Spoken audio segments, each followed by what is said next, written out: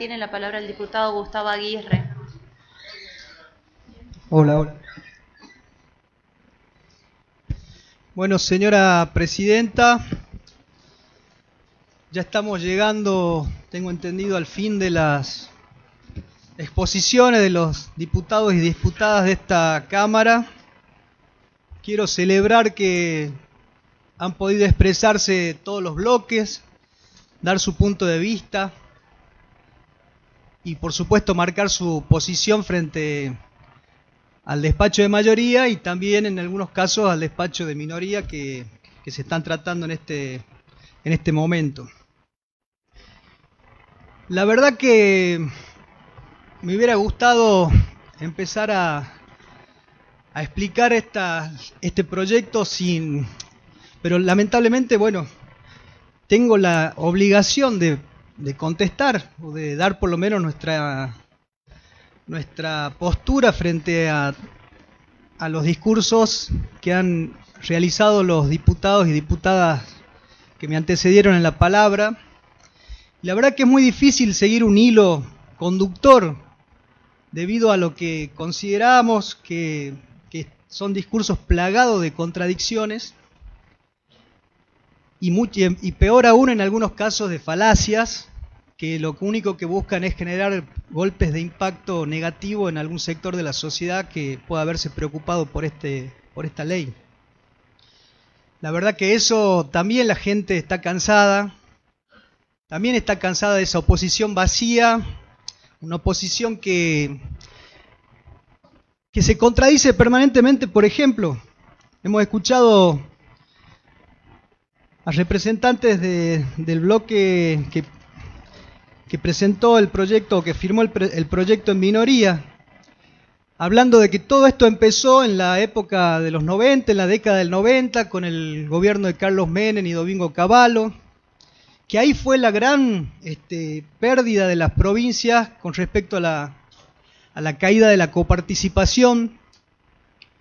Pero no puedo dejar de recordar que en esa época el propio Domingo Cavallo recorría el país, disertaciones, canales de televisión, diciendo que Catamarca, el gobierno radical de esa época, era el mejor alumno de las medidas de ajuste que se estaban llevando adelante en aquella época de fervor neoliberal. Entonces ahora plantearse como víctimas de aquella caída de la coparticipación me parece una contradicción enorme y también una falta a la memoria histórica. Se dijo también que estamos realmente en una de las provincias, según un informe de la CEPAL, que estamos muy mal, que no crece, una de las últimas provincias. También quiero recordar que ese informe de la CEPAL que ustedes traen a este recinto registra el periodo 2004-2021. Por lo tanto, quiere decir que del 2004 hasta el 2011 gobernó el radicalismo en Catamarca. Son parte de ese problema ustedes. Por eso digo, ¿cómo usamos argumentos permanentemente para demostrar que acá hay un gobierno como que no puede alcanzar el estándar de satisfacción que necesita la sociedad catamarqueña y por el contrario, antes éramos realmente una provincia floreciente? Claramente hay que ver que también es llamativo esa contradicción entre pesimismo por lo provincial, pero al mismo tiempo dicen que Catamarca está en unas mejores condiciones para afrontar esta situación que estamos viviendo a nivel nacional. O sea, o estamos muy mal o estamos muy bien. No se pueden poner de acuerdo todavía el bloque opositor principal de esta Cámara. Pero además, recién escuchaba atentamente a una de las diputadas decir que esta Cámara no legisla por las dudas. Y la verdad que acá hemos escuchado durante toda la mañana es que por las dudas no hace falta una ley de emergencia porque por las dudas va a mejorar la situación. Porque con las medidas que están por tomar a nivel nacional, por las dudas seguramente no tratemos esta ley porque por las dudas mejore la situación. Entonces, lleno de contradicciones permanentes, los discursos grandilocuentes, pero que a mi entender, humildemente siento que tiene poco sustento en los hechos y fundamentalmente en la memoria histórica. Pero también dicen, otra gran contradicción que estamos viendo. Por un lado, hay una profunda preocupación y nos advierten a los diputados oficialistas que tengan cuidado porque estamos concentrando el poder, que estamos delegando facultades al Ejecutivo. Pero a renglón seguido dicen que todas las medidas que incluye este proyecto ya están en otras leyes y que tranquilamente el gobernador la podría haber hecho por decreto. Entonces, ¿cómo es? ¿Concentramos el poder, la suma del poder público en el poder ejecutivo o ya existen leyes que de otra manera ya le estaba dando facultades? Contradicciones tras contradicciones que la verdad que hace muy difícil seguir un hilo y poder darle una devolución más o menos a la altura de lo que se merecen realmente, pero me parece que en este punto la desesperación los está llevando por mal camino. Me parece que las diputadas y diputados, que me antecedieron en la palabra, que defendieron la postura y el proyecto de mayoría, el despacho de mayoría, han sido muy claros. Han demostrado con claridad que existe una caída real de la recaudación, que la nación ha dejado de enviar fondos muy importantes a las provincias para atender subsidios, al transporte, a los fondos para atender enfermedades graves, como las oncológicas. Pero también han dejado de enviarle a los docentes de la provincia fondos como el FONIT, que la provincia tuvo que solucionar con fondos provinciales. Volvemos a lo anterior. Resulta que el FONIT debería haber sido siempre soportado por las provincias porque en los 90 la educación pública primaria y secundaria quedaba exclusivamente al mando de las provincias. Bueno, eso la verdad que es parte de lo que aceptó ese gobierno provincial en su momento, que fue el mejor alumno del menemismo. Se han paralizado obras públicas financiadas con fondos nacionales, también han explicado sobre este aspecto, es muy importante. Las declaraciones que hizo recientemente la presidenta de la Cámara de la Construcción, confirmando que se han perdido 5.000 puestos de trabajo como consecuencia de la paralización de obras. Parece ser que para la oposición ese dato no representa nada y no hay que tomar ninguna medida. Porque esta ley lo que propone es justamente que le demos herramientas y que permitamos que continúe la obra pública justamente por esa gente, por esos catamarqueños y catamarqueñas que viven de la construcción y necesitamos seguir generando obras públicas. En el mes de diciembre del nuevo gobierno ordenó una devaluación del 118%, lo que agravó los índices de inflación que ya existían y hay que reconocerlos. Entonces, pero fíjense que en este año, en diciembre del 2023, cuando asume el gobierno nacional nuevo, la inflación fue del 25,5%, en enero del 20%, en febrero del 13,2%, en marzo el 11%, y todavía no tenemos el índice de abril. Pero fíjense que el año pasado, en igual periodo, teníamos un 6% en enero, un 6,6% en febrero y un 7,7% en marzo. Es decir que en este primer trimestre del 2024 hay un aumento exponencial de la inflación con respecto al año anterior.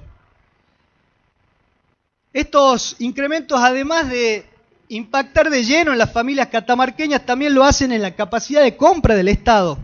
Es decir que lo que se combina aquí una caída de la recaudación con mayor gasto del Estado como consecuencia del aumento generalizado de los precios.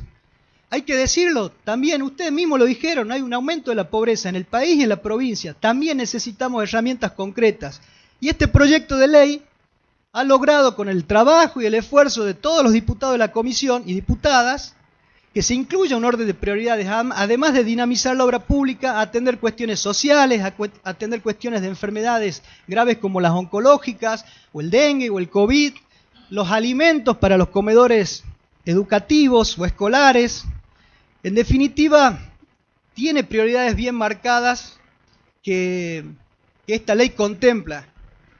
Y es cierto, esta ley no tiene que tener una proporcionalidad. Por eso quería llegar, antes de llegar a eso quería mostrarle algunas cosas. A ver,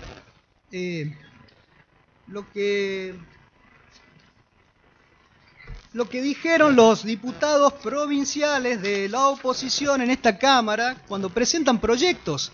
Porque acá dicen que no hay emergencia, que acá dicen que no hay crisis, pero podemos ver el proyecto 514, del bloque radical, todos firmando, que se incrementen las partidas del Ministerio de Integración Regional, Logística y Transporte a fin de hacer frente al aumento de los costos de transporte público de pasajeros.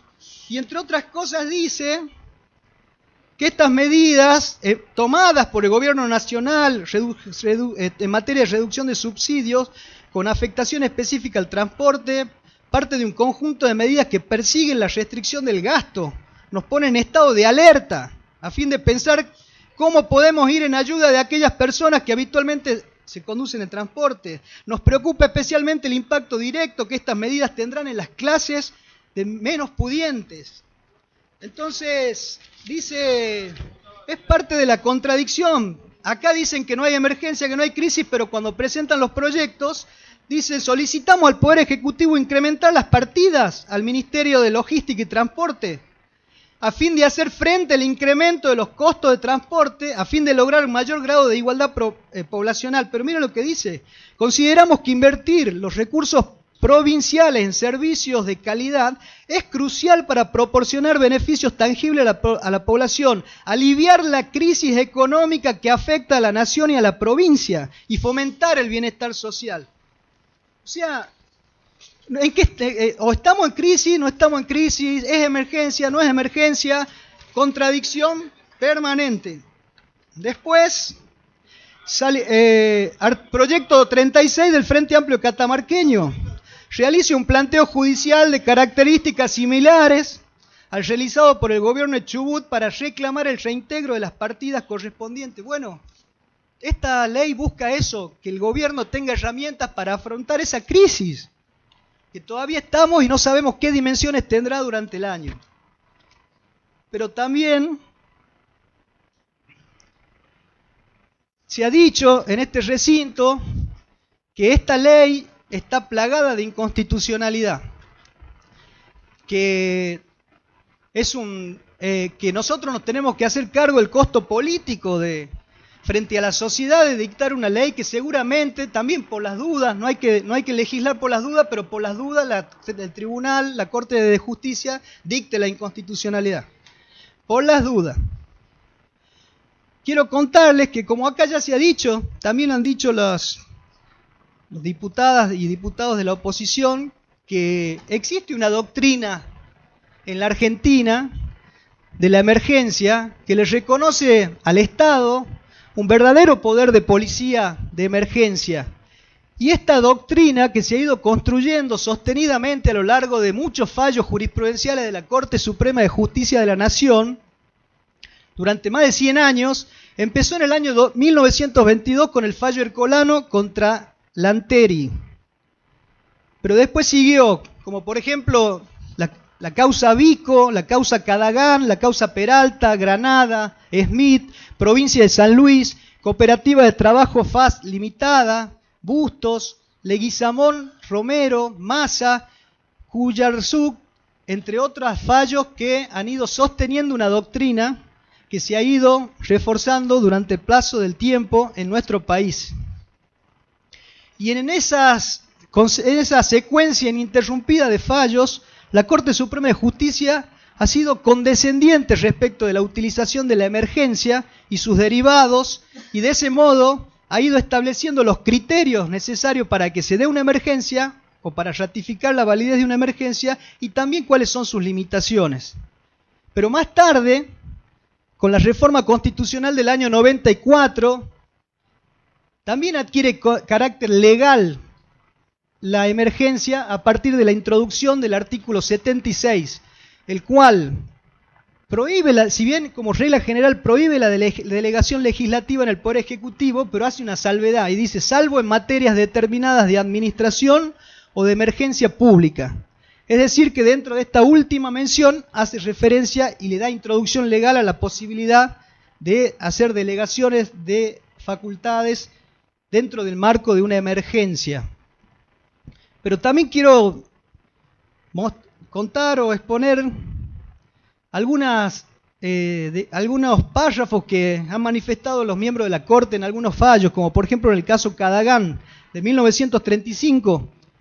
Dice que el presidente Abico sostuvo que allí ha decidido que también la propiedad puede ser regulada, como asimismo los contratos, cuando una situación de emergencia calificada por el Poder Legislativo impone esa regulación por razones de orden público, previstas en el poder reglamentario de los artículos 14 y 67, inciso 28 de la Constitución Nacional de aquel tiempo y en el artículo 5 del Código Civil de aquel tiempo, pero de la misma calidad excepcional de esa facultad y de los considerandos de fallos citados, así como la jurisprudencia concordante de los Estados Unidos, se desprende que es indispensable la declaración por ley de esa emergencia y de ese orden público.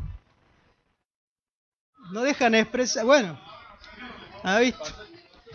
No les gusta que les digamos algunas cosas. Prefieren quedarse en su universo paralelo. Pero quiero decirle... Y vivir en su universo paralelo donde ahí el pueblo catamarqueño odia al gobernador que ganó hace pocos meses por el 54% de los votos. En ese universo paralelo, no sé, viven en una realidad que a la luz, donde salen cuarto en la elección, pero ellos tienen permanentemente la razón, y el pueblo de Catamarca se equivoca todos los días en acompañar mayoritariamente a un gobierno de la provincia que está haciendo todos los esfuerzos para que los catamarqueños no sufran la crisis que estamos viviendo. Pero le quiero decir... terminando, diputado, por favor. Me falta un montón, pero gracias. Bueno. Sí. No. Bueno, ya los... Sí. Bueno. Ya han expresado los requisitos. Bueno, me hubiera gustado. Nosotros hemos escuchado 4 horas a cada uno de ustedes, más de 10 diputados, pero bueno, se ve que quieren seguir viviendo en el universo paralelo donde se dan la razón entre ustedes y solamente hablan ustedes y piensan que el pueblo catamarqueño está equivocado. Bueno, simplemente para cerrar, porque bueno, tenía muchas cosas por decir, pero bueno, yo quiero ver también otra de las contradicciones que incurre no le doy interrupción a nadie, nosotros no hemos pedido ninguna. Diputado, voy a decir una cosa como presidente de la Cámara. Yo entiendo que todos dialoguen y todos les pido que bajen la voz, pero lamentablemente la presidenta del bloque opositor habla todo el tiempo, yo trato de ser mensurada, porque cuando ustedes hablan piden respeto y yo no digo sancionada, dije mensurada, que es totalmente diferente. Usted y la diputada Paz son las que más hablaron, más de 13 minutos, así que si yo considero que le voy a cortar la palabra a los diputados, lo voy a hacer cuando yo crea que sea necesario. El único que tenía más de 10 minutos es el diputado Ávila, que hizo 14 minutos y algo, porque es el presidente del bloque que no tiene representante en la comisión de donde se está tratando el proyecto. ¿Sí? Si no, lean un poco el reglamento interno y ahí van a saber bien el tema de los minutos. Gracias, continúe, diputado Aguirre, por favor. No, también quería, bueno, ya cierro así no tengamos más problemas. Quería también expresar que hay una cierta contradicción, por lo menos a mi entender, del despacho de minoría que plantea la oposición respecto a que ellos consideran que no hay una emergencia y que no hace falta una declaración de emergencia, sino que es suficiente con un proyecto de optimización, reordenamiento de los recursos y gastos del Estado provincial o de la administración pública. Pero sin embargo, incluyen dentro de ese despacho medidas que no podrían ser válidas a partir de una ley de carácter general, sino a través de carácter excepcional. Como por ejemplo, ellos incluyen la posibilidad de la inembargabilidad de cuentas, la inembargabilidad de los fondos coparticipables y otras cuentas del Estado. Ese tipo de medidas que afecta derechos individuales solamente puede ser posible y justificada a partir de una ley de emergencia, no de una ley de reordenamiento ni optimización del gasto. Lo mismo que en algunos artículos han planteado que que se le permite la rescisión de contratos y forzada, a través de una interpretación forzada, lo quieren encajar dentro de lo que es fuerza mayor y caso fortuito. El artículo 1730 del Código Civil y Comercial dice que se considera caso fortuito, fuerza mayor, el hecho de que no ha podido ser previsto o que habiendo sido previsto no ha podido ser evitado. Ese concepto se asemeja mucho más a una situación de emergencia que a una ley de optimización de los recursos. Bueno, señora presidenta, me hubiera gustado hablar mucho más, pero simplemente gracias.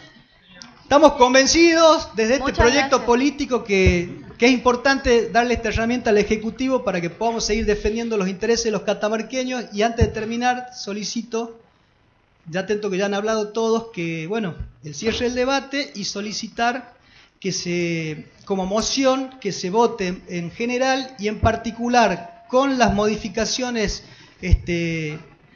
propuestas por la diputada Argerich en un solo acto. Muchas gracias.